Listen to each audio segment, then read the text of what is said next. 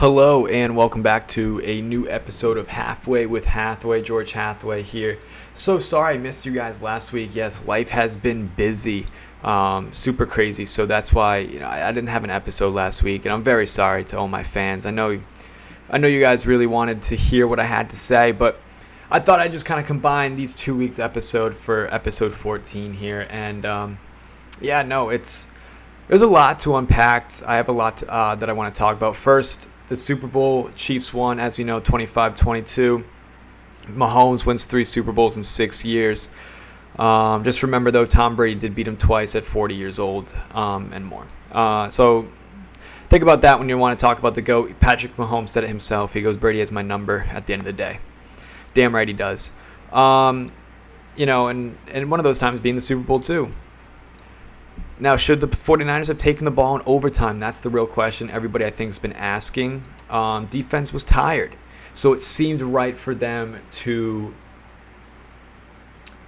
take the ball right away and then not elect to kick it. In hindsight, probably not the best idea. And then, 49ers are going out here saying, oh, we didn't know the overtime rules and everything like that. It's not like the official said it literally right at the coin toss what was going to happen. I just think I'm tired of the 49ers excuses that they had that week. The practice field wasn't being right. Showers were cold. How are you not aware of the overtime rules in the Super Bowl? And what really separated the Chiefs from the 49ers is that the Chiefs practice what would happen if this game went into overtime. What are the rules? They had meetings about it. That's just proper planning. That's how you are going to properly win a Super Bowl.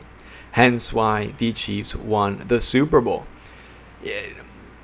I heard the official talk about the overtime rules. I, as a fan, knew the overtime rules. It was said. So did everybody else in America. Those who don't know the overtime rules knew the overtime rules. I was just tired with the excuses. I honestly say it's time to have this real conversation, and I think it's really time. The 49ers are like the Cowboys. Haven't won since 1995 and have been to 3 Super Bowls and 7 NFC championship games. As a casual, you see those numbers, you're like, oh my goodness, this is a dynasty team. This is a perfect team. This is a really good, solid team. 0 rings. Just like the Cowboys. I think it's seriously time to have that conversation. The 49ers are the new Dallas Cowboys. That is right. I don't want to hear my 49ers, not even my 49ers, or not my 49ers. I don't want to hear the Cowboys, my Cowboys, being like, in that conversation.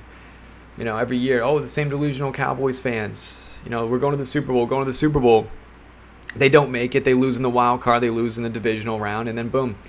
49ers, same thing. Same thing happens with them. It's just everyone loves to pick on the Cowboys. I think it's now time to pick on the 49ers when it comes to something like that. I mean, come on.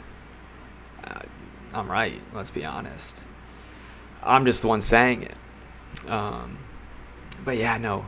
Been a lot going on. NFL. The NFL draft coming up in a few months. A lot been going on there. And, Chiefs won the Super Bowl. But it was sad to see, the unfortunate events that did happen at their Super Bowl parade with, the shooting that happened there. It's a tragedy. Especially, if you're a fan, you want to celebrate, right? And I'm not going to get the political side of it about, the gun laws and everything like that and how the city of Kansas City's run, I don't want to get into that, but it's sad because you want to go see your team celebrate. You want to go watch them win without having to worry about those types of things, and it's a tragedy. It's a terrible thing. And, those heroes who tackled the gunman, absolute heroes, very brave people out there that are willing to risk their lives for the sake of others. Really true American heroes. And it's just, sad to see that's what our country is kind of come to a little bit when it comes to tragedies like that. But yeah, it's terrible. You want to go celebrate, you want to go see your team win, and not have to worry about stuff like that in large events. But very unfortunate, and definitely condolences to everybody in that situation, because it's tough. You never think that it's going to happen to you until it does. And that's why, it's tough, because it's sad. It's a sad thing to see. But, yeah. But that's enough about football. Football season's over now. We don't have to worry about it up until August, September. Really, we can start talking about football now if we wanted to. But, give it a little break for a little bit until April, when draft day comes. See who's going to be in that first round, who the Patriots going to take. I'm definitely going to go deeper into that as time goes on, looking at the NFL draft, who's going to be taken where, what are some good picks and stuff like that. So definitely stick tuned for future episodes as we near draft day. Just because a lot. Matthew Slater, he retired for the New England Patriots. He's going into the Hall of Fame. This will be my last thing about football. He's 100% going into the Hall of Fame. You're a casual if you don't know who Matthew Slater is. That's 100% a fact. Matthew Slater is probably one of the best, if not the best, special teams players in NFL history, without a doubt. What he's done, a captain, one of the best gunners in the history of the NFL. You look at some of these Hall of Famers that are in the NFL Hall of Fame that are on special teams. You don't see them like Matthew Slater. I think Devin Hester set the tone for other position players other than kickers getting into the Hall of Fame. A majority of them are kickers. But I think as a gunner, Matthew Slater definitely deserves to be in the Hall of Fame 100%. I think 8-time All-Pro, 10-time Pro Bowler, 3-time Super Bowl champion. Yeah, no. You don't put up those numbers and then you're not on the Hall of Fame. There's some people who don't deserve to be in the Hall of Fame that are already in the Hall of Fame. So to me, it's just like, okay, he deserves to be in there. That 100%, in my opinion. If he doesn't, that's disappointing, because he's one of the best special team players in NFL history that isn't a kicker or punter. Hands down. The captain of the New England Patriots, he defined what it was to be a Patriot. He lived, breathed, ate the Patriot way. Matthew Slater, thank you, Captain, for everything. Because, no, he really is a Patriot through and through. And it's weird. It's crazy to me. Nobody from that Super Bowl 51 team is on the Patriots anymore. It's the end of an era. Everyone said that, the dynasty died with Brady or died with Belichick. You really look at it. Died with Matthew Slater. He was the guy, the glue for that team. He was the rock. Everybody loved him. The fans loved him. Teammates, opposing players, former players, everybody just adored Matthew Slater. I think the dynasty dies with him. You call it as you want. You could say Brady, you could say Belichick, which, I think it dies with Belichick. But there's a case where it dies with Matthew Slater, the Patriots era. Their dominance of football is now officially over. Time to ring in a new year for New England Patriots. Time to ring in a new era. But we'll dive more into that when it comes to draft day. See what they're going to do with Mac Jones. I'm interested. I think the Patriots keep Mac Jones one more year. See what he does under Gerard Mayo as head coach. See what he does with a few other these assets that Mayo's brought in. See what he does. Can't go wrong, I guess, right? There's nothing to lose, I think, for Gerard Mayo. Either way, he's going to be the Patriots head coach. But we'll have to see what kind of happens there. What I'm interested in, the NBA. NBA has been, the All-Star weekend wrapped up. Another disappointing year for the NBA All-Star. I'm tired of it. It's getting boring. This is the highest scoring All-Star game we've ever seen in history. It wasn't fun. The only thing that was good about the NBA All-Star game was the 3-point contest between Steph Curry and Sabrina Ionescu. That was it. Steph and Sabrina carried the All-Star weekend. They were so fun to watch. It was unbelievable. It was all for charity. Sabrina shot from NBA 3 just like Curry did, just like all the other 3-point contest contenders did too. And she tied with Damian Lillard. She had 26. Dame had 26 and won the 3-point contest. Steph ended up winning, the Steph and Sabrina showdown with a score of 29. But even then, I just love to see it. That is what people want to watch. I think it was so cool. It was a great new concept with nothing to lose, and you're sitting there watching it. Two greats at their game who can shoot the ball so well. I love it. I think next year bring in Caitlin Clark. You could do Steph and Sabrina versus Clay and Clark, something cool like that. Steph and Sabrina, Clay and Caitlin, something cool like that. That would be cool. A 2v2 3-point contest between the two of them. It would bring these fan bases in because you see what these lines are to watch Caitlin Clark play basketball. The all-time leading scorer in college basketball for women's college basketball. She's the all-time leading scorer. She's unbelievable. And she broke the record from a half-court three, which is one of her things that she does. I think it's so cool just to kind of see where women's basketball is transcending to, especially in the college realm. College basketball is superior right now for the women's sports. I think it's the best. College softball is so fun to watch too. I did a few broadcasts for UConn and their college softball. So fun to watch.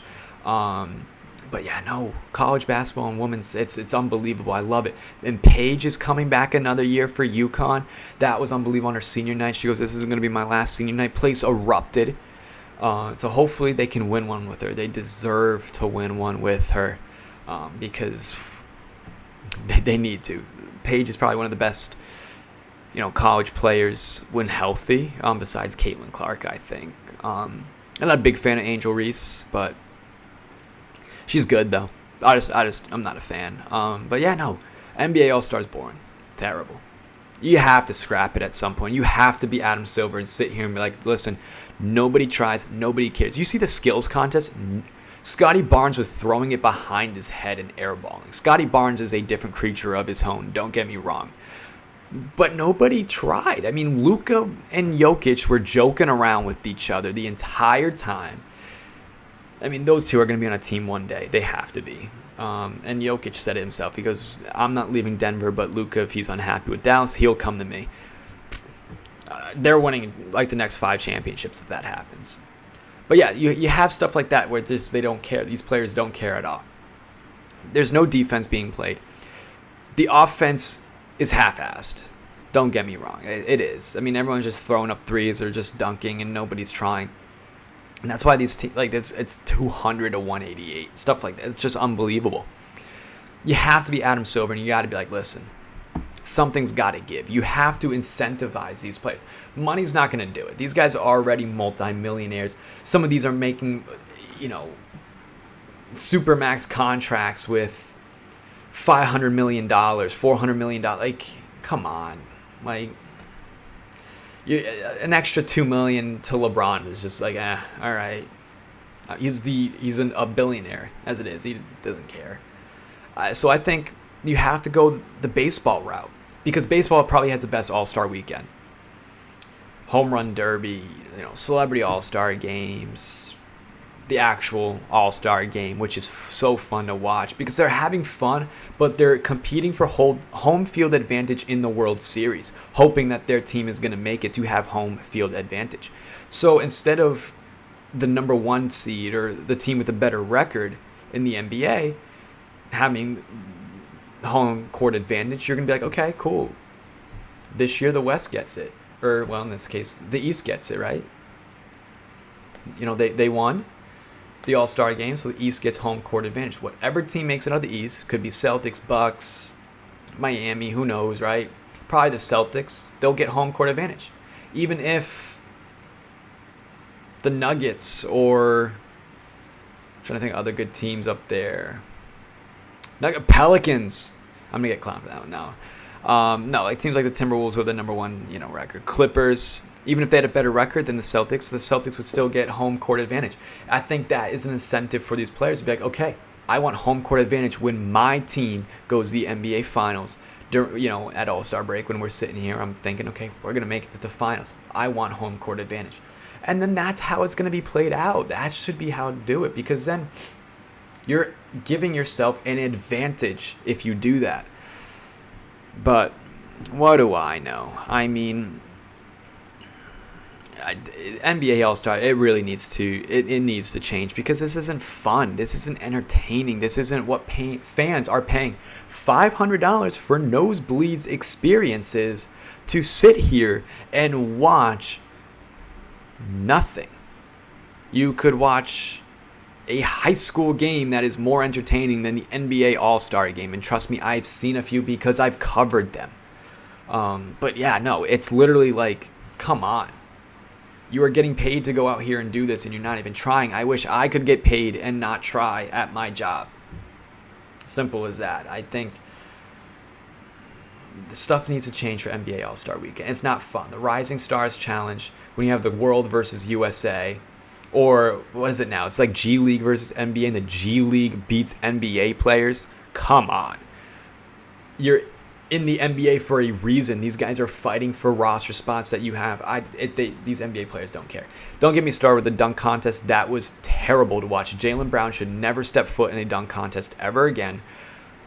Matt McClung, the NBA just uses them for clout. That's what they do. That's what they're going to use him for, is they're going to use him for these opportunities. Like, okay, cool. Yeah. Hey, man, we need you again. Because he puts on entertaining dunks. The players who do put on entertaining dunks don't do it. I would love to see Ja Morant and Zion Williamson in a dunk contest. That would be neck and neck with the 2016 dunk contest between Aaron Gordon and Zach LaVine. But they won't. Like, these stars won't do it. Okay, I, for one, would love to watch Zion in a dunk contest. I, for one, also am afraid of seeing Zion in a dunk contest, because I know he's going to land wrong and then boom, out for the season. There we go. Which I understand that. But Zion's in-game dunks are better than anything that I've seen in this year's dunk contest. I can name a lot more NBA players that have thrilling dunks than what I saw this year. It was terrible. Just no way to word that. It was not fun to watch, because you have a G Leaguer winning it, which is great for Matt McClung. He deserves it. He's a great G Leaguer. I think he deserves a roster spot in the NBA. That's for sure. But you're watching the dunk contest and you're like, this isn't fun. This isn't 2016 Aaron Gordon, Zach LaVine. I feel like we've seen all the dunks already. We've seen what you can do with dunks. Now it's time to add that creative twist to it. That's it. How can you make it? Jaylen Brown dunking over Kai Cenat is not fun. Kai Cenat, great guy. He's super funny. Love his streams. He's changing the game for that. But I mean, he was sitting down and he's already short as it is. It's not like that proves anything. You know what I'm saying? It's just a lot of this isn't, whatever. What do I know? Like I said, what do I know, right? One last thing that I definitely want to touch upon, before I wrap this up, is some things I saw recently from my alma mater that I wanted to definitely talk about, bring to light a little bit. They fired one of their best employees at that school, I will have to say. And I put this on my Instagram. I talked about it on my Facebook as well. But to me, that bothered me, because this is a wonderful lady. She works in our dining hall, or in the dining hall, of my alma mater. And she was absolutely amazing. Knew everybody's name, would say good morning, would say good evening, have a great rest of your day, smile on her face always. The highlight of my 3.5 years there, because I graduated early. Really, I guess I had a year off with COVID too, but a highlight of that school, the backbone of that school, the dining hall, where honestly the food isn't even that good to begin with, but with a smile on her face, it was amazing. Ms. May is her name, and she was absolutely amazing. And my good friend Justin Hill, he wrote an article about this for the school paper, and a lot of people were mad. A lot of people were upset about this, and I will I'm going to read a quote from Justin Hill's article. From Barbara Rose, a dietitian at Dean College. She said, "I do not really know what is going to happen about the outrage of May's release. If you continue to work anywhere you work, make mistakes, and it continues to happen, then there's a risk," Rose continues. "Like I said, that's a petition," Rose said. There's a petition going around the school about, to bring May back. Hundreds and hundreds of signatures on that petition. It's disappointing. It's sad to see, your alma mater kind of take a turn for the worse that you don't want to see. Like I said, the backbone of the school, one of the nicest ladies, they definitely should bring her back. But I mean, if you're May, definitely has a sour taste to it. Especially, I don't know what happened. I heard of some things that happened that it could be like, she let kids in without scanning their IDs. I mean, okay. But you could see how that, leaves a sour taste in students' mouths, especially when everybody in that school loved her. So sad to see, and they should do the right thing about bringing her back. It's only right. Because a lot of people are upset. A lot of people are outraged by it. And the comments, on it were unbelievable. I talked to some kids, who went there and everything like that, or who still go there, and they were upset. They think that she deserves, the right things. And I have my own opinions on the school itself, and how I felt, especially after graduating.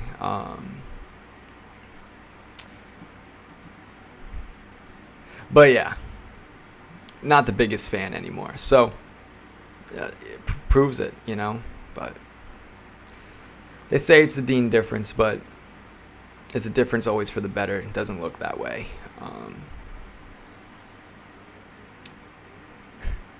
I have a lot of I have like thoughts written down about this, and it's kind of funny that I'm reading it.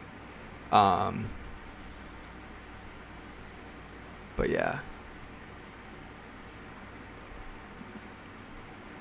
It's just a lot of it, I don't know. I'm not gonna go exposing people. I won't even say names. But yeah,